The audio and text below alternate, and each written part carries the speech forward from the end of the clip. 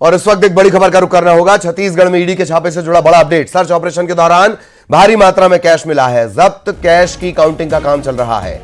ED सूत्रों के हवाले से बड़ी खबर आपको बता दें, जांच एजेंसी को अहम दस्तावेज भी मिले हैं। ईडी जल्द ही जब्त सामान को लेकर खुलासा करेगी। शाम तक ईडी कोई बड़ा खुलासा कर सकती है। ईडी ने तकरीबन 15 जगहों पर दबिश दी है। सर्च ऑपरेशन चलाया जा रहा है और अब यह माना जा रहा है कि शाम तक बड़ा खुलासा हो सकता है। इन जगहों पर जहां दबिश दी गई है उनमें भूपेश बघेल का घर भी है। ईडी के सूत्रों के हवाले से हम बड़ी खबर आपको इस वक्त बता रहे हैं।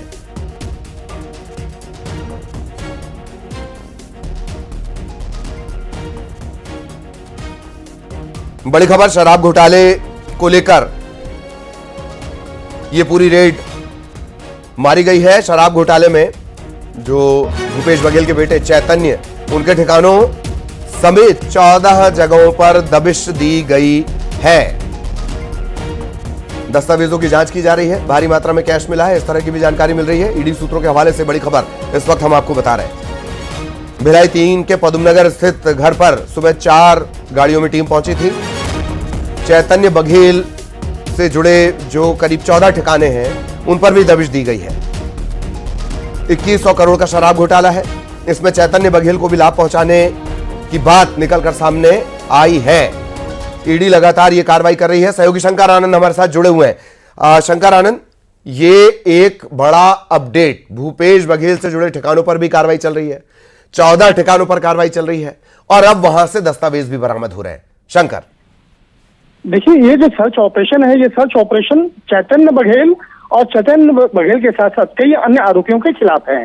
तो चैतन्य बघेल का नाम किस तरह से सामने आया है, ये जानना बेहद महत्वपूर्ण है।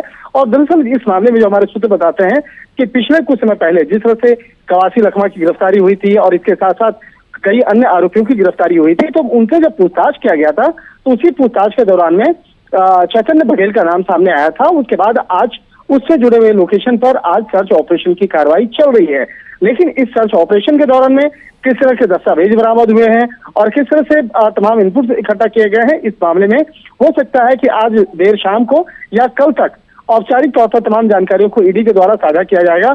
हमारे सूत्र तो ये भी बताते हैं कि आज सर्च ऑपरेशन के दौरान में काफी भारी मात्रा में नकदी की भी बरामदी हुई है। लेकिन अभी उन पैसों की काउंटिंग चल रही है। लेकिन वो पैसे कहाँ से बरामद किए गए हैं, किस आरोपी के यहाँ से बरामद किया गया है और उसका लोकेशन क्या है, इसके बारे में भी कोई भी जानकारी औपचारिक तौर पर साझा नहीं की जा रही है। तो इसका मतलब साफ है कि जांच एजेंसी इस मामले में तमाम इनपुट्स को इकट्ठा कर रही है और पूरे इस जब सर्च ऑपरेशन की कार्रवाई को पूरा कर लेगी, उसके बाद ही इन तमाम मामलों पर औपचारिक तौर पर तमाम जानकारियों को साझा कर सकती है। तो फिलहाल हमें थोड़ा सा इंतजार जरूर करना पड़ेगा।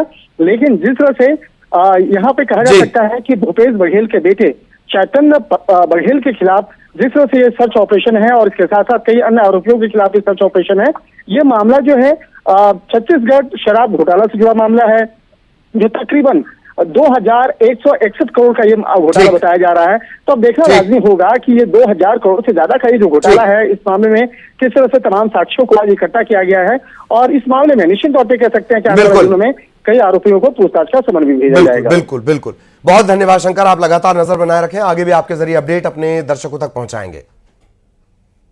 केंद्रीय जांच एजेंसी ईडी यानी प्रवर्तन निदेशालय के द्वारा एक बड़ी सर्च ऑपरेशन की कार्रवाई को अंजाम दिया जा रहा है। इस सर्च ऑपरेशन के तहत छत्तीसगढ़ के तकरीबन 14 लोकेशन पर इस वक्त में सर्च ऑपरेशन की कार्रवाई को अंजाम दिया जा रहा है। और अगर मामले की बात करें तो छत्तीसगढ़ से जुड़े हुए जो शराब घोटाला मामला था, इस मामले पर सर्च ऑपरेशन की कार्रवाई को अंजाम दिया जा रहा है। और इसी सर्च ऑपरेशन के दौरान में काफी भारी मात्रा में नकदी, इसके साथ साथ महत्वपूर्ण दस्तावेज और इसके साथ साथ काफी महत्वपूर्ण इलेक्ट्रॉनिक एविडेंस को जब्त किया गया है। और जिस तरह से अगर पूरे मामले की बात करें तो छत्तीसगढ़ के जो पूर्व मुख्यमंत्री रहे हैं भूपेश बघेल, उसके बेटे चैतन्य बघेल के आवास में भी जांच एजेंसी के द्वारा सर्च ऑपरेशन की कार्रवाई को अंजाम दिया गया। और इसके साथ साथ कई अन्य आरोपियों के आवास पर जब जांच करने के लिए जब टीम पहुंची तो वहां से भी काफी भारी मात्रा में नकदी, कई चल और अचल संपत्तियों से जुड़े हुए दस्तावेज और इसके साथ साथ जिस तरह से तमाम जानकारियों को इकट्ठा किया गया, निश्चित तौर पर कह सकते हैं कि इस मामले में कई आरोपियों की मुश्किलें आने वाले वक्त में बढ़ सकती हैं।